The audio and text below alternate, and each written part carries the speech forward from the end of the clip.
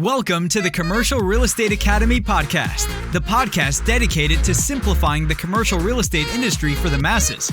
Each week, we sit down with industry experts to dissect the many facets of commercial real estate and extract valuable lessons you can apply to your business.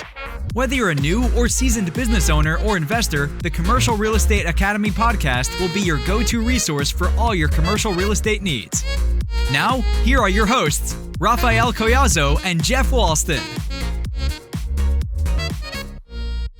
Welcome to the Commercial Real Estate Academy podcast. I'm your host, Raphael Collazo, here with my co-host, Jeff Walston. How's it going, my friend? It's going great. We're getting a lot of rain. It's coming in. I feel like, I don't know what happened down on the coast or what, but we're getting some storms here, which I enjoy it. It's the start of fall. It's bonfire weather, so I'm ready. Yeah. For sure. Yeah. We were missing rain for a while. So I think it's good for at least the foliage and everything else to be able to get some rain. And we just recently had to get a little bit of our front yard. We had some sod we had to lay down. So the water obviously helps a ton with making sure that sod sticks and it doesn't, you would have to redo it. So we're definitely thankful for some of the rain. But today's episode actually was not like dreary like the weather has been. It was actually really, really insightful. And today our guest was Nick Grisanti, who's a commercial real estate agent at our office at the Grisanti Group. He's got a wealth of experience in commercial real estate and has a unique background in the Kentucky Cabinet of Economic Development. And so we talked a lot about land, like developable land. I believe last year he was the number one broker in our region for land brokerage. And so, he provided a ton of great insights on a variety of different things pertaining to land. Like I said before, he talked a little bit about his experience at the Kentucky Cabinet of Economic Development, where he helped place different companies from outside of Kentucky that brought jobs to the area. And he parlayed some of that experience to getting into the brokerage business with his dad, Paul Grisanti, who's our broker. And he kind of made a niche for himself in the land space. So, he talked a little bit about how he was able to, develop his business a little bit over the last 5 years and some of the strategies he's used to assemble land, meaning once he gets a listing, he walks around to the different neighbors, brings them all together, and creates these large parcels that now developers look at and say, okay, this is a unique opportunity for us to buy this parcel and have a large development on site, whether that's residential, industrial, or some sort of retail complex.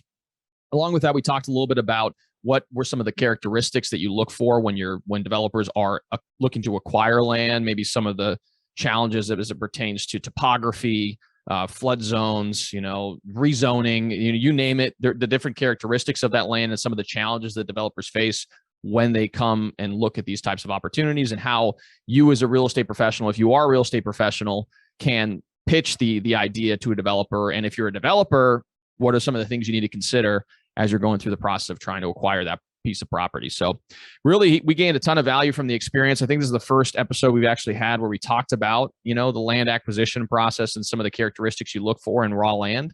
And I know I gained a ton of value of this video. What do you think, Jeff? What do you think you want to share additionally?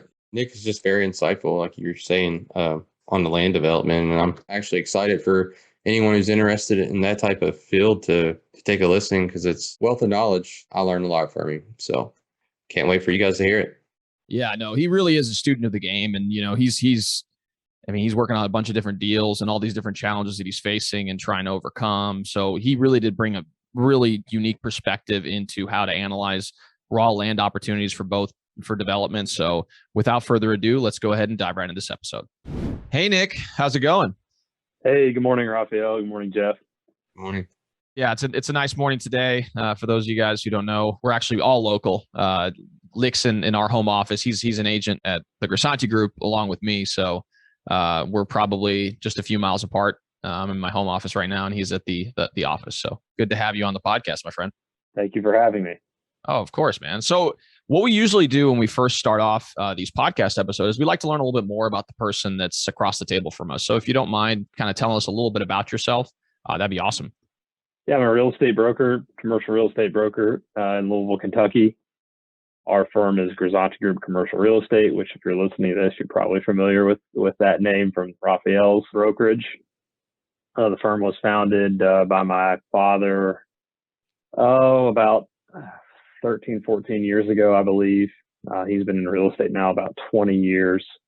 And then, everyone starts under someone else, but he didn't take too long before he broke away and started his own business. I joined in 2016. Prior to joining my dad in commercial real estate, I worked for 3 years at the Kentucky Cabinet for Economic Development, which was a really valuable experience in terms of learning about the economic development world, which has a lot of overlap with the real estate world, especially the industrial and office real estate world. Basically, what you do at the state economic development agencies. Every state has one. I mean, sometimes they are directly part of governor's cabinet. Sometimes they're public partnerships. But basically, in Kentucky, it functions as a state executive cabinet level operation. And the Cabinet for Economic Development in Kentucky is responsible for job creation in the state of Kentucky by way of bringing in and landing projects or helping existing companies expand. So a good example of this just occurred. Kentucky landed one of the biggest economic development projects in its history. Actually, I think the biggest dollar volume wise in its history, which was an announcement by Ford in partnership with a South Korean company called SK Innovations to build 2 huge battery plants, electric vehicle battery plants in Glendale, Kentucky. So Glendale was a mega site that we had. A mega site is kind of a pre-certified site that the state will get control of, and then have various utilities and the railroads and whatnot all come and look at this site and say, yes, this would be a great place to put up a large project, whether it's an automotive assembly plant, battery factory, whatever that might be. So when I was at the state, we pitched the Glendale site, to companies many times, and finally hit the big home run. So hopefully we'll see a lot of economic activity from that. But that's obviously a very high profile example, but I worked on projects all over the state, everything from helping,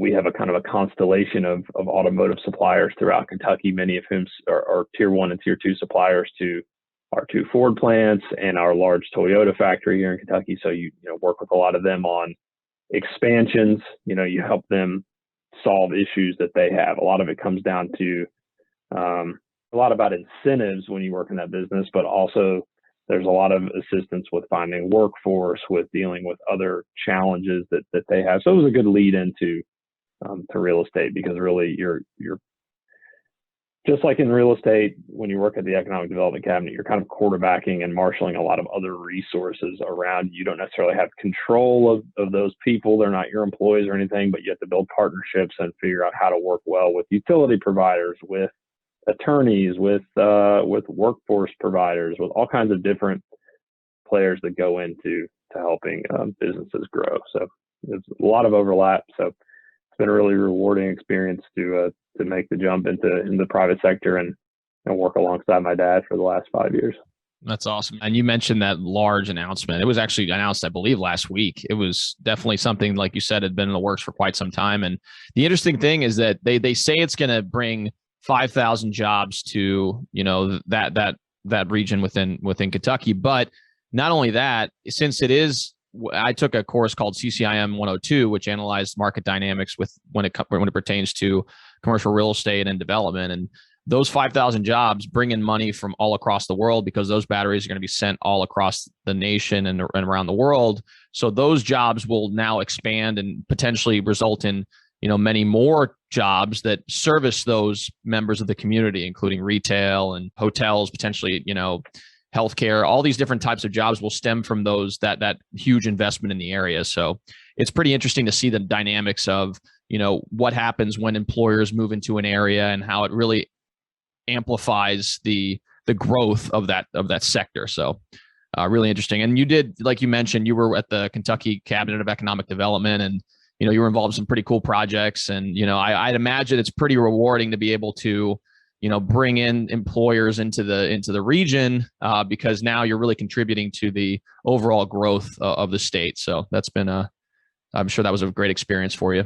Yeah, it was wonderful. I mean, you really get to know some of these groups that you work with, and it's like real estate, where you you take a lot of pride in helping get a deal to the finish line.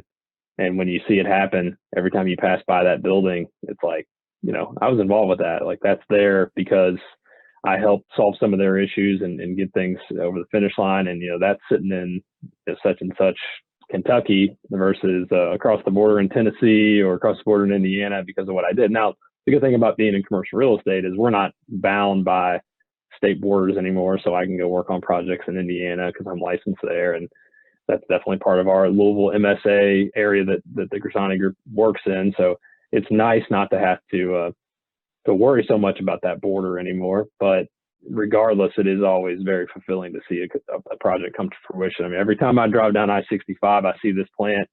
It was a Korean company called Taeyong Automotive, and they were a supplier to some of the tier one or some of the assembly plants, and they made various components.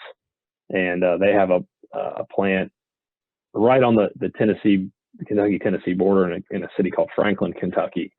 And I mean, I probably dedicated 200 hours of my life to that project and drove around the state with their general manager, who was a Korean national that lived up in Michigan where their sales office was. And they were looking to put their first manufacturing plant somewhere in the United States. And they were considering basically Kentucky and Tennessee. And man, me and that guy just spent tons of time together, tons of time in the car. And to see that plant, every time I drive down I-65, I'm like, that basically is here because of all the effort I put in. So it's a small, that's not as big as the Glendale project. It's creating 5,000 jobs. That was maybe 100 jobs, but still, it's one of those, when you're a project manager and you get that assignment, you take a lot of pride in every single opportunity that the state gets to try to get it here. And it's very similar with the way things are in real estate. Every time I pass by a building that I've sold or a piece of land that I've sold, I know that I helped the family, capitalize on that ground that that they bought, however long ago, 5, 10, 20, maybe 100 years ago, their grandfather might have acquired that farm. And so when you sell it and see something happen in there, it makes you feel like you've contributed to the economic vitality of the area and help specifically that family or whoever, make out well on their investment. Oh yeah. That's sitting here listening to what you've done, especially with the one on I-65, that factory. I mean, you've created impact, right? For your job in the Kentucky cabinet, you were very impactful. So I know you're still being very impactful on the commercial real estate brokerage, but what made you decide to transition into, the commercial real estate brokerage? Yeah, it's one of those, it's a good question. I think it's nothing that anyone else hasn't experienced in their life, or, there's just life changes kind of, lead all of us in certain directions, circumstances change and you decide to make a move. What really precipitated it was a kid on the way. Me and my wife lived in Lexington, which is not, that's about 35 or 40 minutes from the state capitol where I work, but had a pretty easy commute from Lexington up to Frankfort every day. And when our first child was on the way, we decided that it would just be better off if we were living in Louisville, closer to kind of my village, if you will. It takes a village to raise kids. And her parents live in another smaller town called Berea that's about 45 minutes from Lexington. My family, which has a pretty large extended family, is here in Louisville. And we decided, Louisville's probably a better place to kind of set up home base, going forward. So once we moved, the job thing just became sort of the obvious move, rather than commuting probably more like an hour from Louisville to the Capitol building where I work versus maybe 45 minutes from Lexington. So the commute became a bit more of a challenge. And then simply, I always went into the government world kind of knowing that I was doing it to help the state, and I liked the job. It was really interesting. I wanted to make impacts like I was talking about, but also knew that for me, it was a learning experience, and I was not going to be, someone that was retiring with a state pension, 25 years after starting. From the beginning, that was never my intention. It was always sort of personal development, as well as doing the best job that I could to help the state while I was working there. So always knew that I would probably springboard that job to doing something else. I didn't know for sure that it would be to come into the family business. I'd kind of always resisted it just because I think more of anything, it was a little bit of a fear factor. I mean, commercial real estate is a bit intimidating because you're living on commissions, right? So when I started having those conversations in earnest with my dad about making the move, we did set up a bit of a draw salary kind of system in the first year, just so I wasn't, completely blown in the wind waiting for that first commission to come in. Because sometimes in commercial real estate, I mean, these things can take 6-12 months just to close a deal. And so that worked out well. That I will say the ironic thing about that is I had kind of felt that this was an industry that was almost scary to get into because of that commission structure. But the longer I've been in it, the more I realize that once you build up the book of business in real estate, it's actually a less risky business to be in than just having an employer write you a paycheck every week, right? Because the reality is, yeah, you eat what you kill in real estate, but I've got, 20 to 30 listings at any given time, 5 to 10 deals under contract at any given time. And is every one of those going to close? Absolutely not. Stuff falls through, you lose listings or whatever, but it is kind of almost a reassuring feeling to know that like a single manager can't let me go, or, something can happen with a company where the company runs into financial trouble and all your eggs are in that basket. So I think people have there is kind of this funny, there's a perception that a commission-based career is risky, but the reality is once you get in it and build that up, it's actually you're actually way more at risk, when your mortgage payment's riding on the bank you work for or the insurance, whoever it is, paying you that one check, because if you get that job goes away, you're scrambling. So now that I've been in it for 5 years, I see a different perspective on it. So definitely. No, I 100% agree with you. And like you said, I mean, the economy ebbs and flows. So for you to think that your job is 100% safe at all times is kind of, somewhat naive, and I feel like that's something that a lot of people get told when they go to college and all these other things. Like, I know that's kind of how I was brought up. It's like, get a good education, go get a stable job with great benefits and everything else. But that can be removed. I mean, look at what happened during COVID.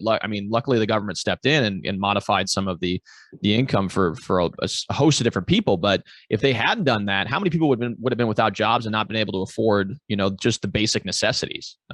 So it's just one of those things where, yes, the commission-based business is reliant on your effort and reliant on you building up that business over a period of time. But once you do get established, and I mean, it's evidenced by the people that are just in our market, for example, the ones that have been in the business for 10, 15, 20 years, and have built up that book of business and they've been consistent over a period of time, they're doing extremely well. And they're able to, ride through the ebbs and flows.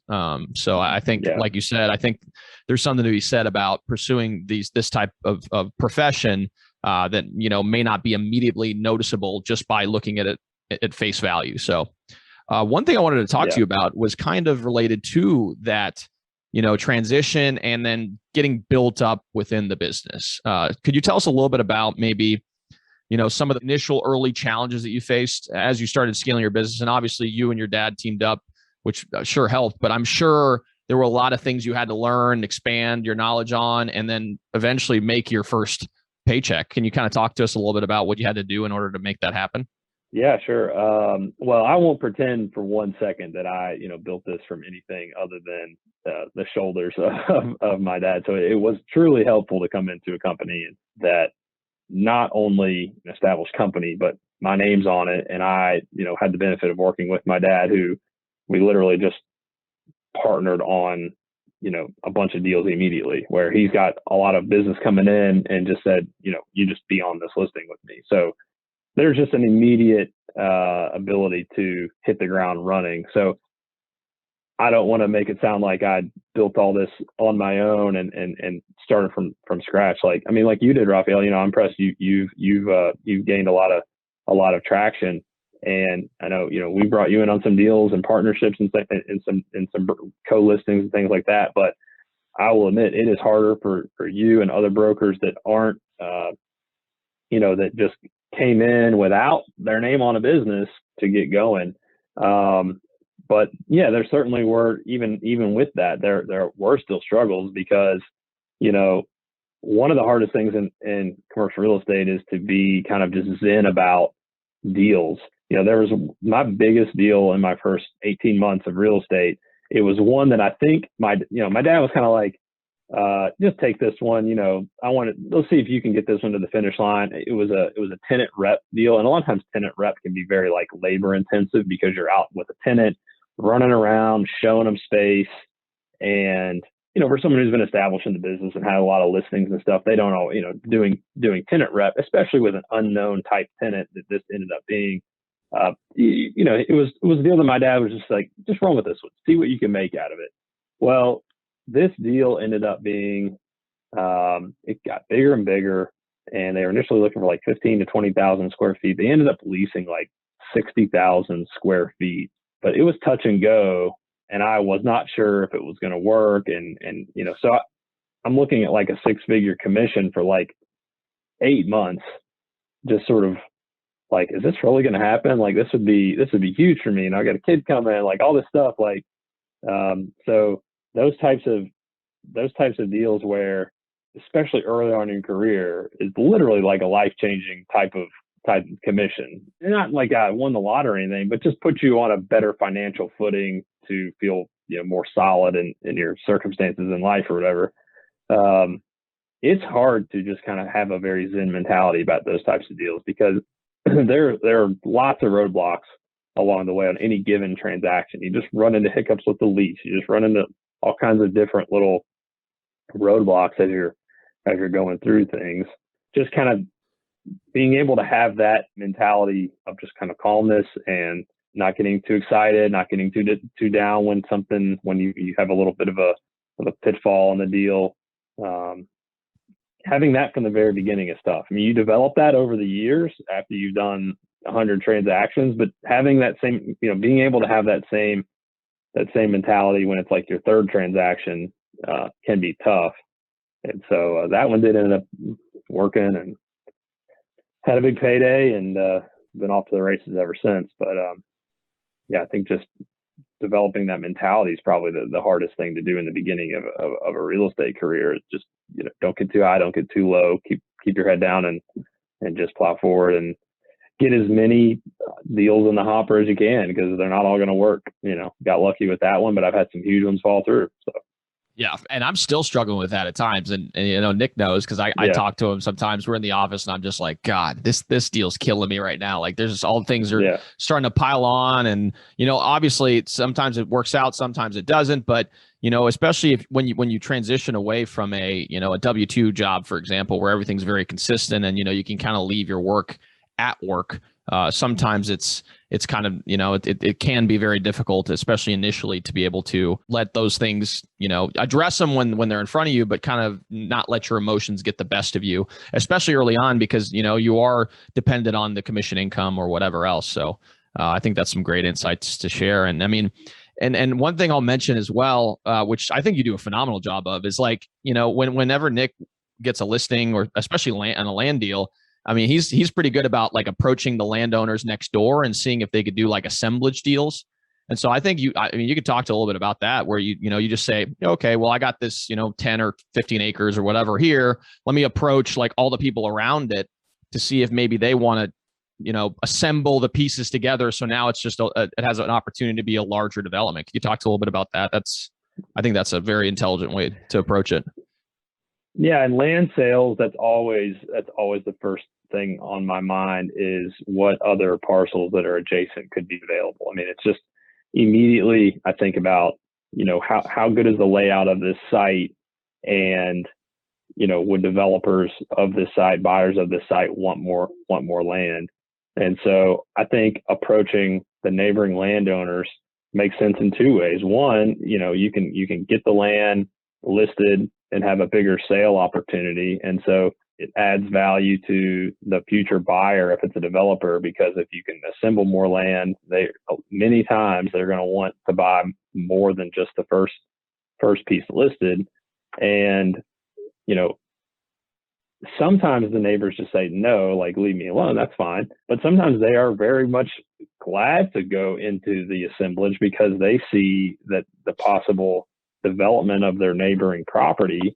And it's not like we're trying to run people out of their homes or anything, but development happens. We might as well be the ones selling the ground. If developers are out looking for dirt to build a big single family neighborhood, to build an industrial building, to build a retail center, whatever it is, like, someone's going to sell that site. And so I'm not trying to run anybody out of their house, but at the same time, I like to approach them and say, your neighbors approached us to sell this site. If you be interested in selling too and marketing the land together, let me know, because I'd rather market them together and market 50 acres instead of 25, because that'll attract a different audience. Some people are looking for 25, but there's other people looking for 50, and doesn't hurt to add more potential buyers into the mix. So yeah, the other thing is, they might be a buyer of the site. You might find that the neighbor says, I want to acquire my neighbor's property. So there's so many good reasons just to pick up the phone and talk to the neighbors. So yeah, I would definitely recommend that if you're looking to get into land brokerage for anything. It doesn't matter if you're selling a building, a house, knock on the neighbor's door. That's a great strategy, really. And so, I just remember, several times where we've had our team meetings and Nick's like, oh, we got the listing next door to this one and next door to this one. And now we have like 40 acres in this area. And I'm just like, oh my gosh, but that's a great strategy to employ. And so I just thought I wanted to kind of have you provide some perspective on that strategy. So yeah, that's awesome. You learn a lot from neighbors too. I have some land that's adjacent to a rail line and learned a lot from a guy that doesn't want to sell, but he told me some interesting things about the rail agreement situation in the area, more than even my clients had really knew about. So always learn something from talking to somebody. Absolutely. I completely agree. Which I know earlier you spoke about developers. What are some challenges that, as you have seen, that developers face acquiring like land developments, or at least the land to develop? Can you elaborate on that? It's a number of things. In our market right now, there is a very strong demand for a couple different products. Home builders are really out there looking for sites to build single family houses. Apartment developers are looking for good sites to build apartments on. And industrial developers are out looking for big parcels to put big buildings on. So right now, you've got some industrial developers that are building stuff in the 50 to 200,000 square foot range, but more and more there's interest in our market from national developers that want to build 1 million square foot buildings or 500,000 square foot buildings. And you need a really big chunk to do that with. All of these types of developers, whether it's a single family home builder that's building tract homes, whether it's an apartment developer, or whether it's an industrial developer. I mean, of course, retail developers and office developers, they all face these same issues, but retail and industrial aren't quite as hot right now because of just current market conditions. But all developers are going to face the same thing. You're going to face zoning challenges. You're going to face physical challenges of the site, which are many, floodplain, wetlands, topography, just a few to name. Between getting your entitlements and zoning and getting over the physical hurdles of the site, with dealing with jurisdictional organizations like the Corps of Engineers. Let's say you're going to disturb a small stream, like a blue line stream on a property, and need to culvert that or run it around the outside of a building. There's big time impact fees for stuff like that. So all of those costs go into the calculation for what a developer can pay for a site, because they're not just worried about what the acreage cost is. They're worried about what the all-in cost is before they start putting up a building. So if if the site is $1 million, but it's 10 acres, $100,000 an acre, but they're going to end up paying, $500,000 in various permits and $100,000 in zoning costs and $100,000 in impact fees to Corps of Engineers and $50,000 to run sewers there. They look at all that and then they'll say, okay, this is actually $150,000 an acre. Can we do the numbers pencil with that? And so you got to be aware of that when you're selling land. It's never apples to apples on sites. I mean, comps are comps, and those are valuable to give you insight into what can be paid. But one of the things I tell you in real estate is every piece of real estate is unique, and that's true. I mean, just because something's next door to something else, you've got to evaluate all the different issues that the developer might face and understand that when you're pricing sites, because I'm guilty. I've definitely taken listings that are overpriced, and it's tough. You waste time sitting there. You talk to a bunch of developers about it, and they're like, "This is all the challenges we're facing." You're like, "Yeah, we got to talk to the owners about this and let them know, because there's a lot that goes into pricing." So those are the issues that developers face, and I try to be very aware of those. I know enough to be dangerous in a lot of cases, and picking up the phone and talking to civil engineers and talking to other developers, and is always, you learn something from those conversations about the challenges that any site might have. For sure. And I mean, like you said, there's so many moving parts when you're looking to develop land, in particular if it's in a region that is not necessarily the most receptive to development. I know we've dealt with different users of properties that were looking to develop a particular use, and the area itself just didn't really support that use as far as from a political standpoint is concerned. And I was in that CCIM 102 class recently, and they were mentioning how in order for you to build, let's say, 1 million square foot building, you have to have almost double the acreage. Like you could put a 1 million square foot building on like 50% of the land that you eventually purchase, or something in that range. Yeah. So if you think about it, like right. It's like 43,000 43,000 square feet is like an acre. So for 1 million square foot building, you're talking like 20 to 25 acres of land just for that 1 million square foot building. Then you double that. Yeah. That's going to be another, 25 acre site. You probably need like a 45, 50 acre site in order for you to even develop something of that scale. And so, obviously when you factor in the land costs, you factor in all those permitting issues, you factor in all these different things. I mean, the developers are obviously in the business to make money too. So they have to achieve some sort of spread, and they have to understand that there may be some run-ups because you can't control material costs, labor shortages that we're experiencing as well. So, getting comfortable with those numbers is what developers have to do. And so, you understanding that from a broker perspective makes you very valuable for those individuals, because now it's like, okay, I'm speaking the same language, so we can try to work out something that works for both parties. So it's definitely a benefit. I just wanted to kind of add that little bit. Yeah, developers appreciate it too when you've done a little legwork and know some of the things that they're gonna face. If you tip them off to the fact that there's a blue line here and the site has access over a rail line, and I've talked to the rail line, and here's the situation you're going to deal with that. I mean, the developers do really appreciate when you have done some homework, and you're not just like, here's the PVA plat. And sometimes that's all you have, really. I mean, on every site, I try to get as educated as I possibly can about it, but it varies a lot from parcel to parcel on what the owner has available to them and what can be available in public records. And some sites are kind of like black holes, and other sites you've just got like a plethora of detail on. And so every deal is different. If you have a survey and some good data to start with, it really helps. I mean, I've got a site that honestly, this is an unusual position, but I'm selling a piece of land right now, and I've never been less certain about what the acreage is. I mean, I'm telling developers this could be 150, 100. I don't know what, the acreage is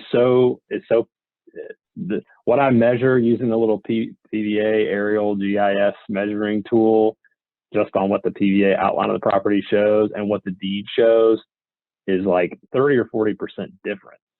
I mean, that's a lot when you're talking about a site that could be 180 acres versus 135 acres. So you got to make everybody aware of that going in, and kind of just, so put your hands up and say, I'm really sorry, but you're going to have to do a survey, and I don't know what the acreage is right now. So developers appreciate that candor. You never want to promise something to be bigger than it is. So be conservative on that regard. I think as agents, we always need to be very conservative about promises we make on and details we share, and couch that in a lot of caveats, and can do your own homework and that kind of thing when you give details on property. Definitely. No, that's some great advice. So one thing I wanted to ask you was related to the rezoning process, because essentially what happens is, there are some sites where it's perfectly zoned for developers. And at that point, they go through the process of getting all the, permitting and everything ready to go to be able to perform that development. But there are some times where a site may be great for one particular use, but it's not currently zoned for that. So can you kind of explain some of your insights on the rezoning process? Obviously, for those of you guys who are listening outside of Louisville, Kentucky, again, rezoning is different in every single jurisdiction. So some of the things that apply here in the Louisville metro area will not apply in your market. So you definitely want to reference like the land development code of your local market to make sure you're aware of the different uses that can be in certain zoning and everything else like that. But, if you can provide some of the, hurdles or challenges you face during the rezoning projects, and what are some of the best ways to streamline it so that you're able to, ultimately use the site for what you want it to be used for? Yeah, zoning it's an important part of the development process, because there are a lot of sites that are better than the highest and best use, and what the market is dictating doesn't fit with the current zoning. So you have to go through the rezoning process to make those work. But it is very challenging in Louisville Metro to get a property rezoned. In Louisville itself, in Louisville, Jefferson County merged metro government, it is a hard zoning environment because the process is slow and tedious, and it is what is called a plan certain environment, meaning when you go to submit a zoning plan in Louisville, you can't just say, I want to take this 20 acres and take it from residential to industrial because it's close to the interstate and I think it'd be better industrial property. You have to you can't just ask for the rezoning. Plan certain means you have to submit a plan, a fully developed site plan for the property, showing all these boxes that they need to be checked. You have to tell them, you got to show the layout of the site, and you got to comply with all the various zoning and other overlay restrictions that might affect the property, like parking, like drainage, like sometimes they want to see traffic studies. And you got to submit the plan to say, we're going to take this from from residential, R whatever, R1, R4 to C1 or manufacturing or whatever you're requesting. And the Planning Commission is not just voting to recommend to the Metro Council for the zoning change, but they're essentially advocating or turning down the plan that you submit. And in Louisville, it gets very complicated. There's things that get put into a plan called binding elements, where these are negotiated things. As you're going through the process, some neighbor might come and say, well, this is so close to my house that I don't want anything to happen here, after 10 p.m. And so you'll put into that plan a binding element that says no stores can be open past 10 o'clock. So you might have C1 zoning, and a restaurant might come there and say, well, we want to be open till midnight. But then if that's in the binding element, you have to then abide by the binding element. So the binding element on a site is it overrides any sort of underlying zoning designation the site has. So it's very challenging in the city of Louisville to do that. You have to work. You talked about streamlining. You need to build a good team, and a good team generally consists of a good land use attorney that's done some of these before, and a good civil engineer or landscape architect, somebody who is working in a big civil / landscape architect / surveying firm that can lay out a plan for you and knows the process. And the process you have in Louisville, you go through this agency approval process. So the sewer district, the traffic people, the Metro Public Works, all of these different agencies have to look at the plan and sign off on it. And so your engineer who submits that, and your attorney has to know, how to get approval and buy-in of all of them as they go through. I mean, you don't have to submit it yourself to every single agency. You submit it to someone at Planning and Design Services, is like the office that handles this, who then sends it out. But you've got to know how to react to the comments that these agencies make. So you got to have a very good team. And that's why zoning within the city of Louisville can be a $50,000 to $100,000 to $200,000 process. I mean, these things can drag on, and you can have projects that go through multiple rounds of comments and multiple, you have to go through all these. There's various steps you have to go through in terms of the planning commission itself has 2 separate meetings on which they discuss your project in the public domain. And then and sometimes it'll be 9:00 and they'll just adjourn the meeting and say, we're come back for round 3 and vote on this next, 3 weeks from now. And so it's like, it can really, really drag on. And then the planning commission is only making a recommendation. We were going through, me, my dad, and a few business partners, we're going to try to get a little piece of property rezoned and build a small little 6,000 square foot strip center on it. And we got the favorable approval. I say approval. All the planning commission in Louisville does is recommend whether to rezone it or not to the Metro Council, the actual governing body of the city county merged government. So planning commission said yes, they've met all the requirements. We negotiated the heck out of all these binding elements and all these things. And there are times where we're like, we should just throw our hands up, like they're making this way too complicated.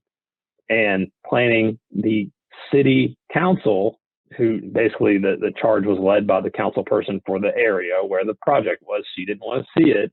She didn't like the project, and basically rallied support within the Metro Council. And I think they killed it in committee before it even took a vote. So there's all these little tripwires along the way, and it can be very expensive. Now, but we do work everywhere, and Louisville is different than Bullitt County. It's different than Southern Indiana. So as an agent in this market, you got to be familiar with the Bullitt County zoning process, the Sellersburg zoning process, the Oldham County zoning process. All these places are different. I mean, they're all within our, 20, 30 mile radius of where we work. So it's all part of our territory, but you got to be aware of all of them. It's a lot easier in some of these other places to get stuff rezoned. In some places it's harder.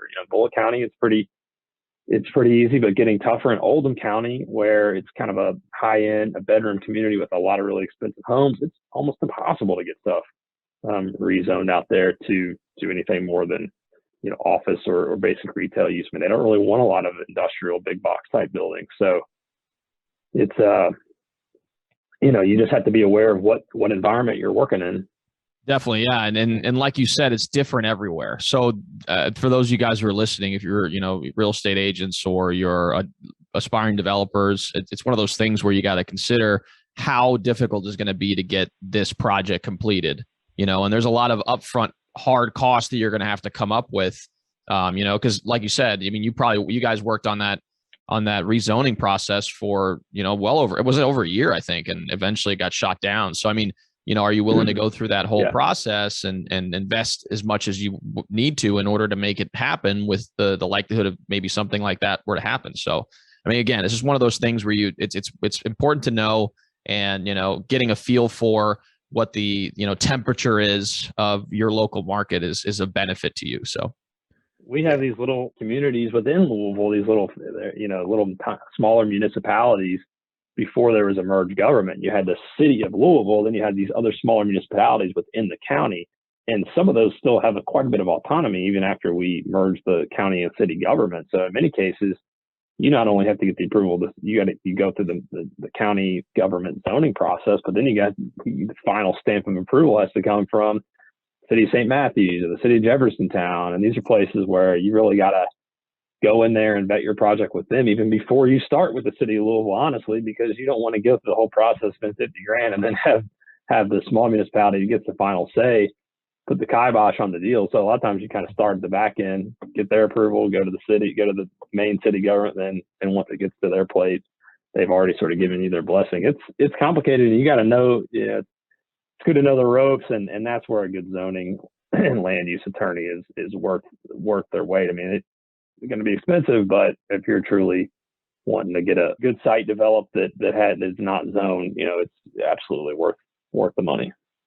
I couldn't agree more. I know, I mean, just even in the general contracting from where I'm from on my side of it, just those municipalities in Jefferson County can be intriguing to say the less. And it's definitely better to go to the smaller, like you said, the back end and start from there, then go to the main government and to get everything passed and permitting and all that stuff. So, Nick, I just want to thank you. I know we're rounding out the podcast here, and so I always take it to another direction. The one thing we like to ask our guests is, what is one of the best books that you've ever read?